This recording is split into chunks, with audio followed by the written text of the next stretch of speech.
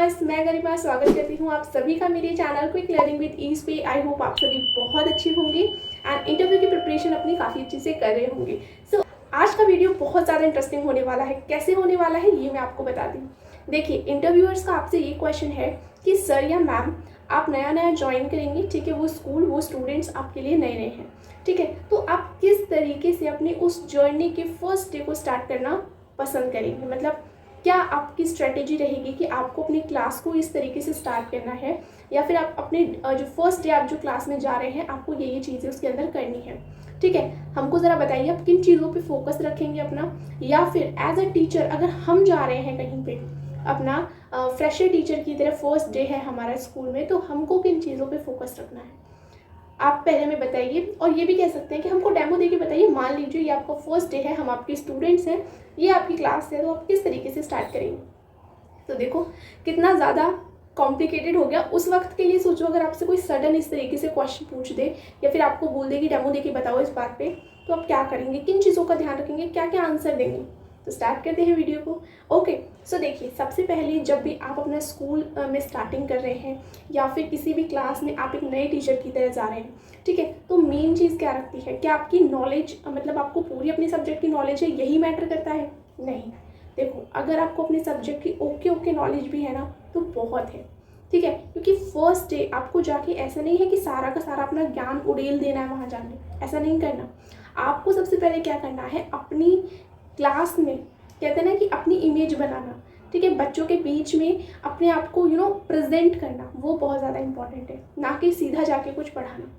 सो आपका आंसर क्या होगा यहाँ पे, आपका आंसर होगा सर, जैसे ही मैं क्लास में जाऊँगी, ठीक है, तो जो मेरा फर्स्ट यही है कि फर्स्ट मेरा गोल यही है कि मैं बच्चों के साथ अच्छे कनेक्शन को मेंटेन रख पाऊँ। ऐसे नहीं कि वहाँ पे जो भी टीचर्स हैं मैं उनसे सबसे पहले जाके बात करूँगी, ठीक है, उन्हें ग्रीट करूँगी या ये करूँगी या वो करूँगी, या मुझे आके कोई वार्म विशेस दे या फिर मुझे आके कोई ग्रीट करे, ये सब नहीं, ठीक है। मैं जैसे कि क्लास में सर जाती हूँ तो मेरा मेन मोटिव यही है कि मैं बच्चों से अपना अच्छा कनेक्शन रखूँ, ठीक है। तो कैसे रखूँगी अब मैं अच्छा कनेक्शन, सबसे पहले एज अ टीचर आप जाके बच्चों को ग्रीट करें, गुड मॉर्निंग स्टूडेंट्स, कैसे हैं आप सभी, या फिर hello students, how are you all, इस तरीके से आप कर सकते हैं, ठीक है।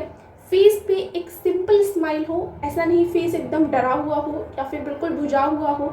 गुड मॉर्निंग स्टूडेंट्स मतलब आप क्लास में जाएंगे तो बच्चे ऑब्वियस सी बातें खुद ही खड़े हो जाते हैं, ठीक है। तो ऐसा नहीं okay good morning sit down, ऐसे नहीं, ठीक है, आपको रखना है खुद ही good morning, okay, how are you all, कैसे हैं आप सभी, बहुत अच्छे हैं, ओके, मैं भी बहुत अच्छी हूँ। सो ये आपकी कम्युनिकेशन है कि आपने किस तरीके से, ये आपका फर्स्ट इंप्रेशन था, आप क्लास में गए, इससे पहले आपका जो ड्रेसिंग सेंस है, ठीक है, तो आप किस तरीके से जा रहे हैं ये भी बहुत मैटर करता है, ठीक है। तो फर्स्टली ड्रेसिंग सेंस पे भी आपको ध्यान देना है। ऐसा नहीं कि आप स्कूल में जा रहे हैं तो जहाँ तक है थोड़ी जो टीचर की इमेज होती है वो सूट में या फिर साड़ी में थोड़ी ज़्यादा अच्छी लगती है, ना कि आप सोचें कि आप टॉप में या जीन्स में जा रहे हैं या फिर बिल्कुल ही फॉर्मल लोअर टी शर्ट में, ऐसे तो कोई जाता नहीं है। तो एक फॉर्मल आपके कपड़े हो, ठीक है, अच्छे से आप अंदर एंटर करें, उसके बाद एक वार्म वेलकम करें बच्चों का, बच्चे आपका वेलकम करेंगे, ठीक है। इसके बाद एक फेस पे बहुत प्यारी सी स्माइल हो जिससे कि बच्चों को अच्छा लगे, ऐसा ना लगे फर्स्ट इंप्रेशन में ही तो बहुत रूड टीचर है, कुछ होते हैं ना, ओके सिट डाउन, ऐसा वाला नहीं, ओके।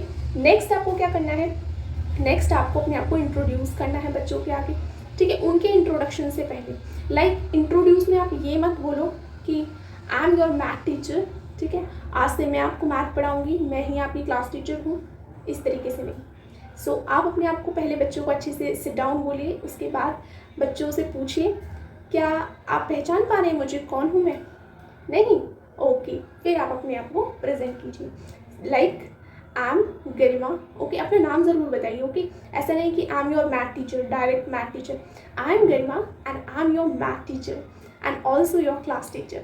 तो इस तरीके से क्या है, आप प्रेजेंट कीजिए अपने आप को, ठीक है। इसके बाद इंट्रोडक्शन के बाद ऐसा नहीं कि आप मैथ्स टीचर हैं, आपने बता दिया सब कुछ और आप स्टार्ट हो गए पढ़ाना, नहीं, आपको क्या करना है, फिर आप बच्चों को भी इंट्रोडक्शन का मौका देंगे, ठीक है, एक एक बच्चे को स्टैंड करेंगे, ठीक है, और उनसे इंट्रोडक्शन लेंगे। अब इंट्रोडक्शन में आप ऐसे भी ले सकते हैं कि एक एक खड़े होकर अपना नाम बताइए, ठीक है, या फिर आप कुछ सोच भी सकते हैं, लाइक आप एक सेंटेंस स्टेम दे सकते हैं, लाइक आपको अपना नाम बताना है, my name is this and I love this, ठीक है। लाइक हर एक बच्चा खड़ा होगा, ma'am my name is Prachi and I love to dance. Okay ma'am my name is Rahul, I love to play cricket. इस तरीके से, ठीक है। तो इस तरीके से आप बच्चों का इंट्रोडक्शन लेंगे। इसके बाद जब आपने इंट्रोडक्शन ले लिया, ओके, अपना इंट्रोडक्शन दे दिया, अब आप क्या करेंगे? क्या अब पढ़ाना शुरू करें? नहीं, आपको पढ़ाना शुरू नहीं करना, ठीक है। या फिर आपसे अगर इंटरव्यूअर्स भी बोलते हैं ना कि मैम आपने ये कर लिया, अब आप क्या पढ़ाना शुरू करेंगे, आप कौन सा टॉपिक पढ़ाएंगे? तो आप सबसे पहले इंटरव्यूअर से बोल सकते हैं, सर मैं डायरेक्ट कोई भी टॉपिक नहीं पढ़ाऊँगी, मैं पहले देखूँगी कि हो सकता है ना मैं मैथ की टीचर हूँ, बच्चों को मैथ पसंद ही ना हो सकता है मैं इंग्लिश की टीचर हूँ, आधे बच्चों को इंग्लिश पसंद ना हो। तो सबसे पहले मैं उनका इंटरेस्ट देखना चाहूँगी। तो मैं उनसे पूछूंगी आपकी फेवरेट सब्जेक्ट कौन कौन से हैं। जैसे ही वो बताएंगे उसके बाद मैं पूछूंगी अच्छा सबसे ज़्यादा टफ सब्जेक्ट आपको कौन सा लगता है, तो वो मैं पूछूंगी। अब ज़्यादातर जो जहाँ तक मैं जानती हूँ तो मोस्ट पॉपुलर मैथ ही रहता है बच्चों का, जो कि टफ रहता है, ठीक है। तो बच्चे ये बोलते हैं मैम मैथ बहुत ज़्यादा टफ लगता है, मैथ हमको अच्छा नहीं लगता। क्यों नहीं लगता? तो मैं ये जानने की कोशिश करूँगी।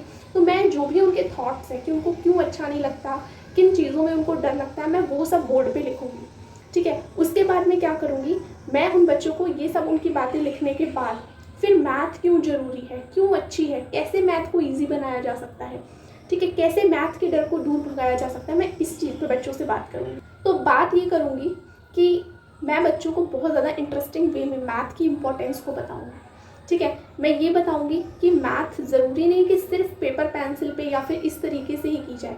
अगर हम मैथ को गेम के साथ जोड़ दें, अगर हम मैथ को एक्टिविटी के साथ करें, अगर हम मैथ को स्टोरी के साथ करें तो कैसा रहेगा? बच्चे खुश हो जाएंगे, हाँ मैम फिर तो मज़ा आएगा, चलिए तो एक गेम खेल लेते हैं। ओके, तो बच्चे बोलेंगे ओके मैम चलिए गेम खेल लेते हैं। तो ये क्या हो रहा है, ये कनेक्शन बन रहा है बच्चों का। बच्चे आपसे बात तो करना स्टार्ट करें। इवन ऐसे थोड़ी ना कि आप पढ़ाना शुरू कर दिया, बच्चे ठीक है नाम जाना ओके ओके है, लेकिन आपसे बात ही नहीं की। जब तक बच्चे आपसे कनेक्शन नहीं बनाएंगे, बातें नहीं करेंगे, जैसे ही वो आपसे क्वेश्चन ना पूछने लगे, है ना, आपके साथ हंसने ना लगे, तब तक वो कनेक्शन कहाँ बना, ठीक है। तो आप फर्स्ट डे क्या करेंगे, सर मेरा फोकस जो रहेगा वो कनेक्शन पे ही रहेगा, ना कि मतलब इतना ज़्यादा किसी चीज़ को फोकस करके पढ़ाने पे, ठीक है। तो फिर आप यहाँ पे इसके बाद कोई आइस ब्रेकर सेशन कर सकते हैं। जैसे मैंने आपको बताया था 10 मिनट की कोई वार्म अप एक्टिविटी, आप बच्चों को कुछ सिखाना चाहते हैं, ठीक है, तो इस तरीके का आप कर सकते हैं। या फिर चलो बच्चों आज आपको मैं एक बहुत अच्छी ट्रिक बताती हूँ। आप कह रहे थे ना कि मैथ बहुत ज़्यादा टफ है, ठीक है, मैं आपको एक बहुत अच्छी एक्टिविटी सिखाती हूँ। आज ना हम इवन और ऑड का कॉन्सेप्ट सीखेंगे। ओके, आपको आता है इवन ऑड का कॉन्सेप्ट? तो हो सकता है बच्चों को आता हो, तो बच्चे बोलेंगे यस मैम आता है हमको इवन ऑड। क्या होता है? तो मैम जो 2 से डिवाइड हो जाता है वो इवन होता है, जो 2 से डिवाइड नहीं होता वो ऑड होता है। तो बच्चों आपको तो पता है, चलो 2 से जो डिवाइड होता है वो होता है हमारा इवन, और जो 2 से डिवाइड नहीं होता वो होता है ऑड। लेकिन मैं आपको इसको गेम के तरीके से सिखा के दिखाती हूँ। पता है गेम का नाम क्या है? गेम का नाम है फ्रेंडशिप। फ्रेंडशिप, आप एक दूसरे के फ्रेंड हो ना, है ना, होते हैं ना सब एक दूसरे के फ्रेंड। तो देखो आज फ्रेंडशिप से हम इवन ऑड का कॉन्सेप्ट सीखेंगे। कैसे सीखेंगे? चलिए देखिए, ये है 2, ठीक है, 2 नंबर हमारा इवन है या ऑड है ये हमको पता करना है। हम कैसे करेंगे? फ्रेंडशिप गेम से हम 2 लाइन्स खींचेंगे, ठीक है। अब ये 2 लाइन्स एक दूसरे की फ्रेंड बन गई, तो बन गई दोनों फ्रेंड, तो इसका मतलब क्या है कि इवन है। अब हम लेते हैं 3 क्या है, हमने 3 लाइन्स खींची, लेकिन 2 लाइन्स तो फ्रेंड्स बन गई, बच कौन गई? एक लाइन बच गई, उसका तो कोई फ्रेंड ही नहीं है, तो ये क्या हुआ? ये हो गया ऑड नंबर। अब हम लेते हैं 5। ओके, 5 में हमने देखा कि 2 तो फ्रेंड बन गए, हमको 2 की फ्रेंडशिप करानी है ना, तो 2 तो फ्रेंडशिप हो गई, लेकिन एक फिर भी खाली बच गया, तो ये नंबर कैसा हुआ? ऑड। तो देखो फ्रेंडशिप वाले गेम से कितना इजी हो गया किसी भी नंबर को पता करना, है ना। हो गया या नहीं? अब बताओ मज़ा आया है इस गेम में? आया। तो ऐसे ही हम और सारे कॉन्सेप्ट भी सीखेंगे, जैसे एडिशन, मल्टीप्लिकेशन, ओके, और स्टोरी की फॉर्म में भी सीखेंगे। मैं आपको बहुत अच्छी अच्छी स्टोरी सुनाऊंगी, ठीक है, फिर तो आपको मैथ्स में मज़ा आएगा। ओके, तो आप इस तरीके से अपने फर्स्ट डे को, इतना ही पीरियड होता है तो आप बच्चों से कनेक्शन पे ध्यान देंगे। तो इतना बताने के बाद आपको भी समझ आ गया कि आपका main focus child centred learning पे है, ना कि टीचर सेंटर्ड, ठीक है। आप चाहते तो वहाँ इंटरव्यूअर अगर आपसे ये बोल देते कि मैम चलिए कोई टॉपिक पढ़ा के बताइए, तो आप क्या करते? डर के मारे हो सकता है कि इंटरव्यूअर ने कहा है तो आप टॉपिक पढ़ाने लग जाते, बट आपका मेन फोकस ये रहना चाहिए सर हो सकता है किसी बच्चे को मैथ पसंद ही ना हो, मैं टॉपिक पढ़ा रही हूँ, उसे कोई इंटरेस्ट ना हो उसके अंदर, कैसे हो जाएगा? एक तो मैं नई टीचर, ठीक है, बच्चे मुझे अच्छे से समझ नहीं पाए, ऊपर से मैं आते पढ़ाने लग जाऊँ जो उसका फेवरेट सब्जेक्ट भी नहीं है, फिर कहाँ से कुछ कनेक्शन बनेगा। इसलिए मेरा मेन फोकस रहेगा कि मैं बच्चों से कनेक्शन बनाऊँ, बच्चों के मन को जानूँ, और अगले डे से क्या है, जैसा जैसा मुझे बच्चों का असेस किया है मैंने बच्चों को, तो जैसा मुझे यहाँ से रिजल्ट मिला है उसके अकॉर्डिंग मैं आगे के जो डेज़ हैं या फिर अपनी जो प्लानिंग है उनके अकॉर्डिंग करूँगी। सो इस तरीके से, ठीक है। इसके बाद भी अगर वो आपका किसी टॉपिक का डेमो लेना चाहते हैं तो वो एक अलग मैटर है कि आप अपने टॉपिक का डेमो दो, बट आप क्लास की स्टार्टिंग कैसे करोगे, क्या क्लास में अपने पहले दिन रखोगे, तो वो आपको क्लियर रखना है। आपको हर चीज़ ना इंटरव्यूअर की डरनी नहीं है, वो कहने लग जाए सामने से कि ऐसा करो, तो अगर आपको लगता है ना कि सही है तभी आप करो। अगर आपको आपको लगता है कि नहीं इससे बेटर ये हो सकता है तो आप उसे बताओ। ऐसा नहीं कि आप उनकी हाँ में हाँ मिलाओगे तो ही सब कुछ सही होगा। वो तो आपको खुद जानना चाहते हैं कि अगर हम ऐसा कहते हैं तो ये अपना पॉइंट ऑफ व्यू उसको चेंज कर देंगे, तो ये आपको नहीं करना।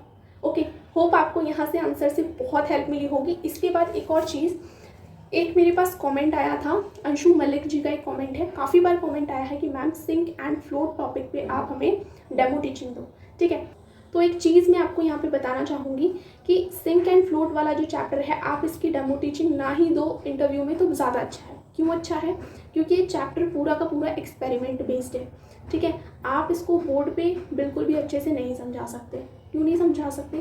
क्योंकि एक बात बताओ, इस चैप्टर के अंदर अगर एक्सपेरिमेंट करके बच्चों को दिखाया जाए कि देखो बच्चों हमने पत्ती ली और ये डूब गई, देखो बच्चों हमने ये एक पेंसिल ली ये डूब गई, देखो ये तैर रही है, तो इससे बच्चों को ज़्यादा समझ आएगा, या फिर इसी टॉपिक को अगर मैं बोर्ड पे पढ़ाऊँ तो ज़्यादा समझ आएगा। आप खुद सोचो इस चीज़ को, ठीक है। और अगर डेमो टीचिंग में आप इसे बताते हो तो इस डेमो के अंदर सिर्फ आपकी बातें नज़र आएंगी, क्योंकि वहाँ पे जाके आप टप तो लेके जाओगे नहीं, ये आप तैर तैर के बताओगे कि हम ये कर रहे हैं। आप सिर्फ बातें कर सकते हो, देखो बच्चों हमने ये लिया है, देखो यहाँ पे तैर रहा है, तो सिर्फ यहाँ पे क्या है, आपका सिर्फ और सिर्फ आपकी कम्युनिकेशन स्किल्स दिखाई देंगी, और जितनी भी स्किल्स है ना बोर्ड मेंटेन करने की, राइटिंग की, तो वो उनको नहीं दिखेगा। हो सकता है वो आपको स्टॉप भी कर दे यहाँ पे। तो आपको ये ध्यान रखना है कि जो भी चीज़ आप डेमो दे रहे हो उसमें हर चीज़ थोड़ी थोड़ी हो, आपकी कम्युनिकेशन भी हो, आपका राइटिंग का भी थोड़ा वर्क हो, ठीक है, आपके क्वेश्चंस भी हों, सब कुछ हो, ठीक है। तो फिर भी अगर आप चाहते हैं कि मैं सिंक एंड फ्लोट पे दूँ तो ये पूरा जो भी है मेरा डेमो होगा ना सिर्फ बातों पे आधारित होगा, कि मैं आपको सिर्फ कर करके बताऊँगी। बोर्ड पे कुछ भी नहीं है इसमें लिखने के लिए, सिर्फ मैं आपको बोर्ड में एंड में ये लिख के दिखा सकती हूँ कि अच्छा बताओ बच्चों कौन कौन सी चीज़ें सिंक हो गई थी, कौन कौन सी चीज़ें फ्लोट हो गई थी। तो ये जो चैप्टर है पूरा एक्सपेरिमेंट बेस्ड है, अगर बच्चों के बीच में इसे करा जाए तो ये ज़्यादा अच्छा चैप्टर है। बोर्ड पे इसमें लिखने के लिए कुछ भी नहीं है। सो होप आपको यहाँ से मेरी बात का आंसर मिला होगा, आपकी बात का, कि इस पर मैंने डेमो क्यों नहीं बनाया, ठीक है। सो होप आपको आज का वीडियो अच्छा लगा होगा, समझ आया होगा कि किस तरीके से आप आंसर करेंगे इस क्वेश्चन का। और अगर वीडियो अच्छा लगा है तो चैनल को लाइक शेयर एंड सब्सक्राइब जरूर कर दीजिएगा। फिर मिलते हैं नए वीडियो के साथ, जब तक के लिए थैंक्स।